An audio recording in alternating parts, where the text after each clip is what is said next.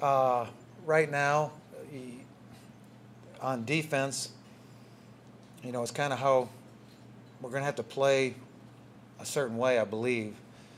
My thought is of how to stop them because they're so good in that front line. So how do you defend the run and yet be able to control the passing game? So I haven't exactly finalized who that person is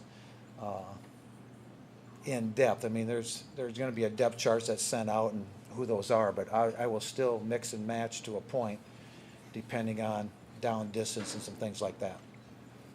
We'll play 14 to 16 players on defense throughout that day. What true freshman do you think might see the field on Saturday that you won't redshirt? There's probably 3 right now that are coming out of camp that we're still evaluating and still in the working with the first 2 units. Darius Fountain at receiver is still will still work with the unit. Billy Williams, a tight end position for us, and Jared Farley at linebacker. We're still looking at those 3. If you had to guess, what do you think Iowa would do defensively against you? Do you think they'll stack the box, take David away? Or? I think it's really obvious what they're going to do.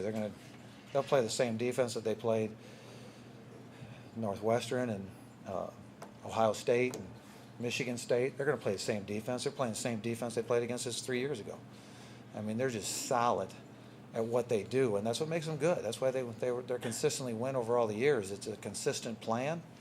And their players they know where they belong in the defense, and they got great aggression to the football. So knowing that, you start to look at their big-time personnel, and then that 71, Davis, I mean, everybody talks about the offensive tackle. That defensive tackle is a great football player.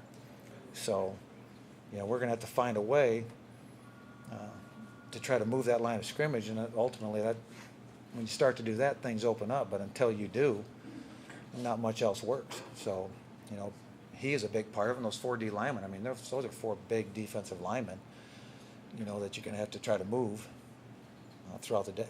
What's the biggest challenge